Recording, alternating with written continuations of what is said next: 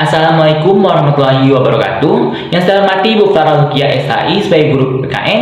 Jadi di sini saya Rena Penaran dari kelompok 5 akan menyampaikan materi tentang kasus yang berhubungan dengan hak asasi manusia atau HAM yang berjudul kasus pembunuhan Marsina. Kasus pembunuhan Marsina. Marsina merupakan seorang perempuan kelahiran 10 April tahun 1969 di Nganjuk, Jawa Timur. Di Surabaya, Marsina bekerja di sebuah pabrik plastik yang bernama SKW di kawasan industri rumput. Karena gajinya yang jauh dekat tak cukup, membuat Marsina harus mencari penghasilan tambahan dengan cara menjual nasi bungkus. Marsina juga pernah bekerja di sebuah perusahaan penguasaan barang sebelum ia pergi ke Sidoarjo pada tahun 1950. Di Sidoarjo, Marsina bekerja di sebuah pabrik pembuatan jam nama PT Catur Surya atau PT CPS. Di sana ia terkenal sebagai guru yang vokal dan selalu memperjuangkan nasib rekan-rekan kerjanya. Ia bahkan menjadi seorang aktivis di sana. Pada awal tahun 1993, pemerintah mengeluarkan surat Gubernur Karya tingkat 1 nomor 50 tahun 1992 yang mengimbau untuk para pengusaha di Jawa Timur untuk menaikkan gaji karyawan mereka sebanyak 20%. Tetapi imbauan tersebut langsung diterapkan di perusahaan Marsina bekerja. Kemudian para buruh tersebut merencanakan demo untuk menuntut hak mereka atas kenaikan upah. Pada tanggal 2 Mei tahun 1993, Marsina mengikuti rapat untuk merencanakan demo tersebut. Dan keesokan harinya, Marsina mengajak para buruh untuk mengikuti aksi mogok kerja. Tetapi dari pihak Koramil di Sidoarjo langsung turun tangan dan mencegah aksi mogok kerja tersebut dan meminta mereka untuk bekerja seperti biasanya. Dan keesokan harinya, tidak ada satupun buruh dari PT CPS yang masuk.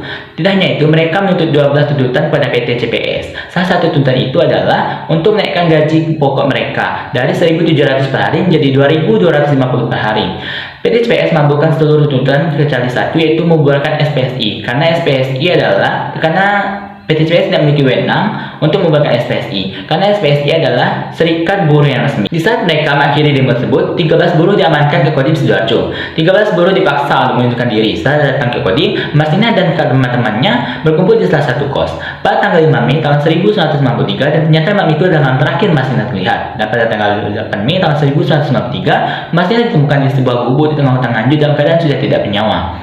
Kemudian Marsina langsung dibawa ke RSUD Nganjuk untuk diotopsi. Setelah diperiksa oleh dokter forensik, Marsina dinyatakan meninggal karena mengalami pendarahan di sekitar perut bagian bawah. Saat sudah dikubur, jasad Marsina sempat diotopsi ulang untuk dijadikan bukti karena kasus Marsina dianggap tidak wajar dan langsung mendapatkan reaksi dari seluruh masyarakat Indonesia.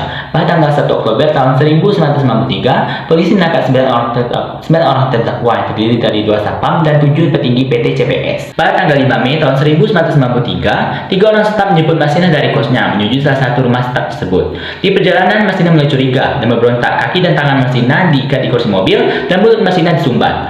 Saat tiba di rumah salah satu staf tersebut, Marsina disiksa, dipukul dan disekap selama 3 hari. Bahkan Marsina dipukul menggunakan besi. Jasad Marsina dibuang ke Nganjuk agar tidak mencurigakan. Jasad Marsina diletakkan dalam keadaan duduk.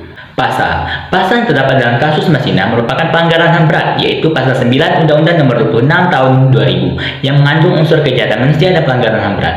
Dan kaitannya dengan kasus pembunuhan Marsina, yaitu para pelaku sudah melakukan penganiayaan dan pembunuhan terhadap Marsina. Penyelesaian. Pada tanggal 3 Mei tahun 1995, Mahkamah Agung menyatakan 9 orang terdakwa, tetapi 9 orang terdakwa tersebut dilepaskan kembali karena tidaknya bukti yang kuat. TNI dan polisi juga pernah didugai dan sampai sekarang tahun 2023, kasus Marsina masih belum terungkap. Kesimpulan, kasus pembunuhan Marsina termasuk ke dalam pelanggaran HAM berat. Pembunuhan terhadap Marsina merupakan kejahatan manusia yang dilakukan dengan cara keji, sehingga nyawa seseorang melayang. Dan sampai sekarang tahun 2023, kasus pembunuhan Marsina masih belum terungkap. Terima kasih atas perhatiannya. Kurang lebih saya mohon maaf. Saya Rena Penara undur diri. Saya akhiri dengan wassalamualaikum warahmatullahi wabarakatuh.